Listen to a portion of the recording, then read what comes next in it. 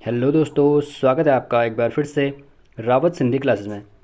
तो दोस्तों, आज के सेशन में हम बात करेंगे HNB PhD एंट्रेंस एग्ज़ाम के बारे में। तो जो भी अभ्यर्थी यहाँ पे HNB का PhD का एंट्रेंस एग्ज़ाम की तैयारी कर रहे थे या फिर उसका इंतज़ार कर रहे थे, तो उनका इंतज़ार यहाँ पे ख़त्म हो चुका है। और HNB के द्वारा उत्तराखंड में PhD का जो एग्ज़ाम है वो उसका जो फॉर्म है वो ओपन कर दिया गया है। और देखते हैं कि कौन इस फॉर्म को भर सकता है और कैसे आपको ये इस फॉर्म के लिए आवेदन करना है, और आपके सब्जेक्ट किस सब्जेक्ट में कितनी सीटें यहाँ पे रहने वाली हैं नेट वालों के लिए या फिर विदाउट नेट वाले हैं। तो डिटेल में देखेंगे कब आपका एग्ज़ाम रहने वाला है, क्या आपका सेंटर कहाँ रहेंगे आपके।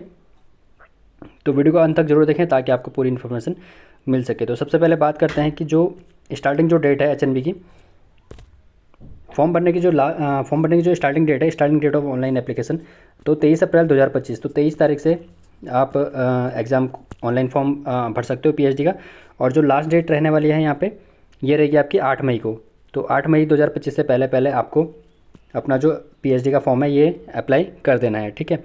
उसके बाद जो आपका एडमिट कार्ड डाउनलोड होगा वो 13 मई को होगा। और जो सबसे इंपॉर्टेंट जो आपका डेट ऑफ एंट्रेंस एग्ज़ाम, यहाँ पे आपका एंट्रेंस एग्ज़ाम होगा, जो आपका एंट्रेंस एग्ज़ाम होगा वो आपका 18 मई 2025 को संडे के दिन कंडक्ट कराया जाएगा, ठीक है। आगे देखेंगे कि आपके सेंटर कहाँ कहाँ रहने वाले हैं। तो ये इंपॉर्टेंट तिथियाँ थी। उसके बाद आपको अपना फॉर्म जो है 8 मई से पहले पहले आपको भर लेना है। और जो आवेदन हेतु जो ऑनलाइन लिंक है वो यहाँ पे दिया गया है HNBGU admission.samarth.edu.in/2024, ठीक है। तो इस पर आपको इस लिंक पे जाके आपको अपना फॉर्म क्या करना है, फिल कर देना है। इसके बाद बात करेंगे, ये पूरा ब्राउचर है 2024-25 PhD एंट्रेंस एग्ज़ाम का,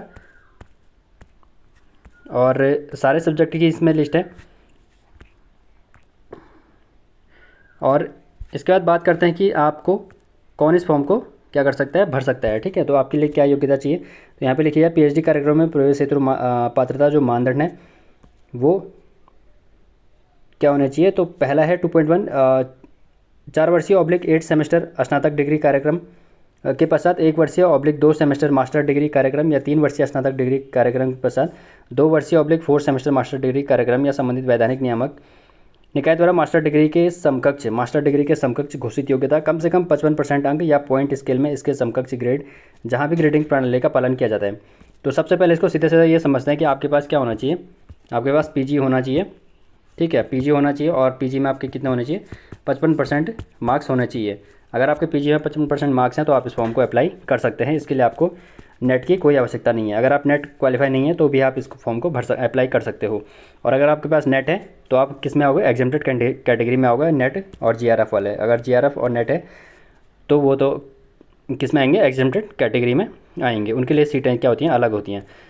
तो जो मिनिमम क्वालिफिकेशन होनी चाहिए वो आपके पास PG होना चाहिए, और प्लस आपके पास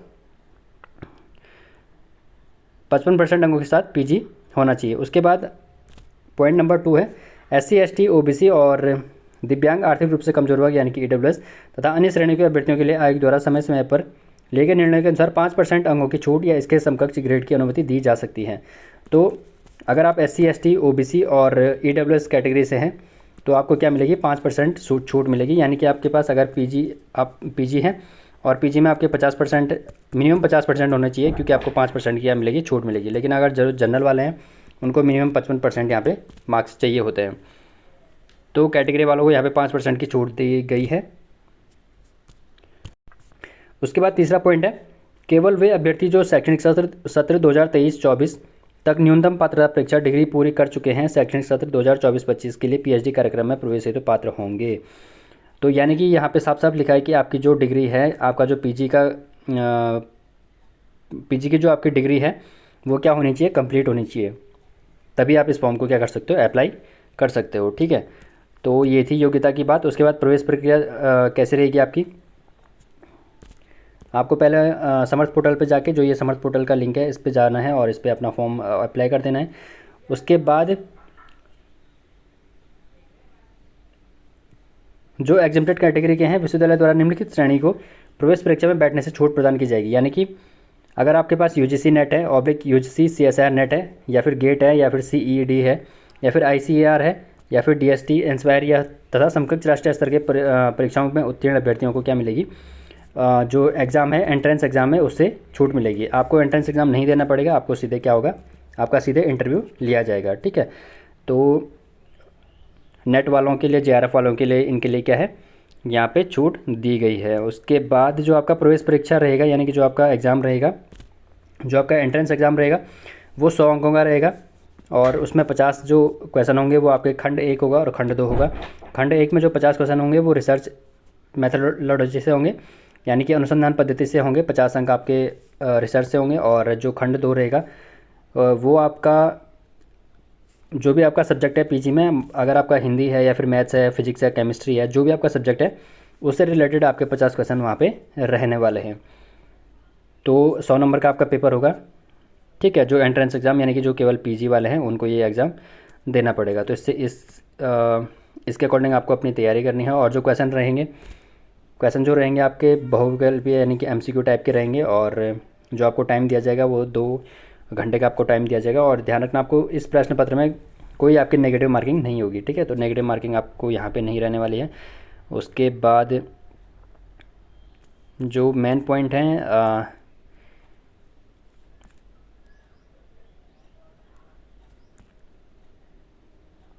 जो नेट और JRF वाले हैं इनके लिए तो छूट मिलेगी यहाँ पे।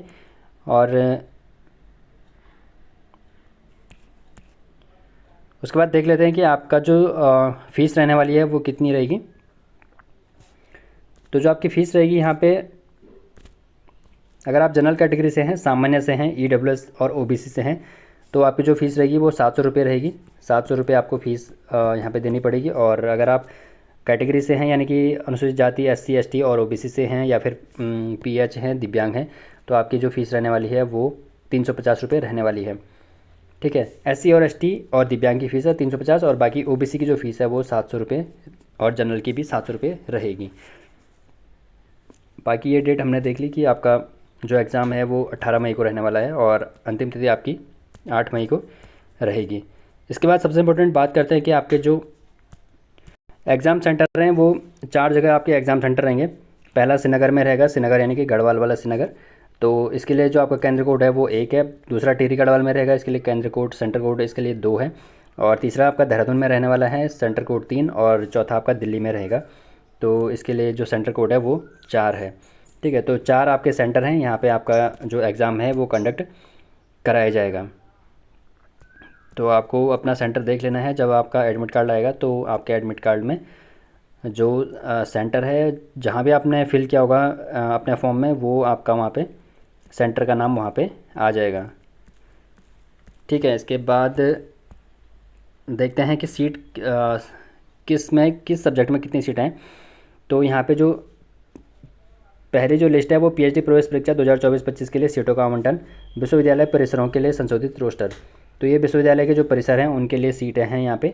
तो ये सीटें आप देख लेना। इसका जो PDF है, इसका PDF आपको HNB की साइट पे मिल जाएगा, नहीं तो इसका जो PDF है वो टेलीग्राम ग्रुप में सेंड कर दूंगा मैं।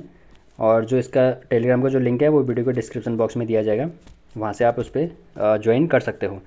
ठीक है, तो ये PDF आप आराम से देख लेना। इसमें जो सीटें हैं मतलब अलग अलग हैं, विधि विद्यालय है, फिर कृषि विज्ञान है, तो इसमें विधि की हैं। कुल सीटें 5 हैं। बाकी कैटेगरी वाइज इन्होंने डिवाइड की हैं, अनारक्षित की 2 हैं, अनुसूचित जाति की 1 है, फिर दिव्यांग EWS की 1 है। तो अलग अलग कैटेगरी वाइज ये आप वीडियो को पॉज करके भी देख सकते हो। इतनी सारी इसमें क्या हैं, सीटें हैं। ठीक है, तो जैसे बात करते हैं यहाँ पे कला संचार एवं भाषा विद्यालय, अगर ह्यूमनिटी की बात करें तो यहाँ पे हिंदी 475 में हिंदी है, तो हिंदी में 5 सीटें हैं, यानी कि टोटल 5 सीटें हैं। फिर कैटेगरी वाइज हैं, कैटेगरी वाइज फिर अलग सीटें रखी गई हैं। फिर संस्कृत में यहाँ पे 5 सीटें हैं। इकोनॉमिक्स में बात करते हैं यहाँ पे 6 सीटें हैं। इतिहास में बात करेंगे तो यहाँ पे 2 सीटें हैं। ठीक है, ऐसे ही आप इसको वीडियो को पॉज करके देख लेना, या फिर जो आपकी PDF होगा, जो आपका PDF होगा उसमें आप देख सकते हो। कुल सीटें जो यहाँ पे रहने वाली है वो 230 सीटें रहेंगी विश्वविद्यालय परिसर में। उसके बाद जो दूसरा टेबल है वो है, दूसरे टेबल में है PhD प्रवेश परीक्षा 2024-25 के लिए सीटों का आवंटन, संबद्ध महाविद्यालयों के लिए रोस्टर। तो जो संबद्ध महाविद्यालय हैं उनके लिए ये सीटें रहने वाली हैं। इसमें भी आपको ऐसी कैटेगरी वाइज देखना है। और इसमें कम जो विषय हैं उनमें सीटें हैं। और इसमें जो टोटल सीटें हैं वो 92 रहने वाली हैं। जैसे अगर बात करें हिंदी में, तो हिंदी में इसमें केवल 2 सीटें हैं, वो भी एक जनरल की है और एक ओबीसी की यहाँ पे रहने वाली है। तो जो संबंध महाविद्यालय हैं इनमें सीटें काफ़ी कम है, तो ये आप अपने हिसाब से देख लेना कि कितनी सीटें कहाँ पे रहने वाली हैं। उसके बाद जो तीसरी लिस्ट है, जो यानी कि तीसरा टेबल है, तो ये है एग्जेम्प्टेड कैटेगरी वालों के लिए जो नेट जीआरएफ क्वालिफाई हैं। अगर आप नेट और जीआरएफ क्वालिफाई हैं तो ये उनके लिए सीटें हैं, ठीक है। तो उनके लिए अलग से सीटें रहती हैं, ये आपको पता ही होगा।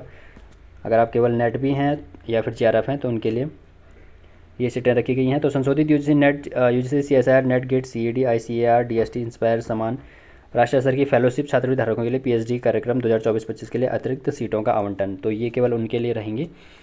तो यहाँ पे जो टोटल सीटें हैं, आप वीडियो को पॉज करके आप देख सकते हो।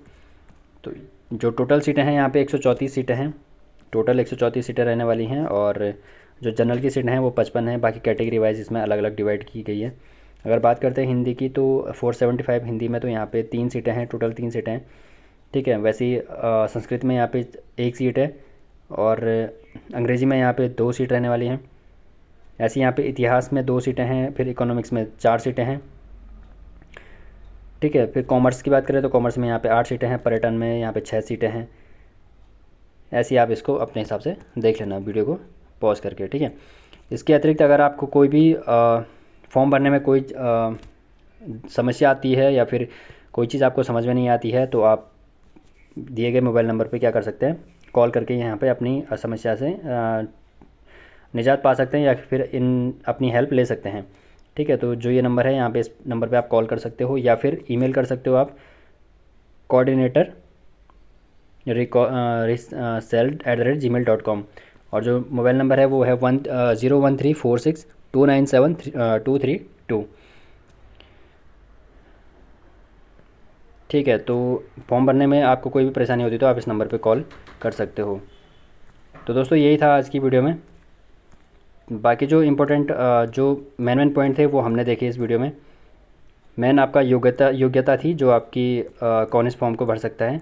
तो योग्यता एक बार फिर से देख लेते हैं। तो योग्यता आपकी क्या होनी चाहिए, पीजी होना चाहिए, प्लस पीजी में आपके क्या होने चाहिए, 55% मार्क्स होने चाहिए। अगर 55% मार्क्स हैं तो भी आप इस फॉर्म को भर सकते हो, अगर आप जनरल से हो तो, ठीक है। लेकिन अगर आप कैटेगरी से हो, SC ST OBC और EWS से हो, तो आपको क्या चाहिए, पीजी चाहिए। और पीजी में 50% नंबर चाहिए, यानी कि पीजी में 50% मार्क्स चाहिए आपके, उसमें आपको 5% की छूट मिलेगी। बाकी जो नेट वाले हैं वो तो यहाँ पे ऑब्वियसली वो तो भर ही सकते हैं, नेट जीआरएफ वाले, ठीक है।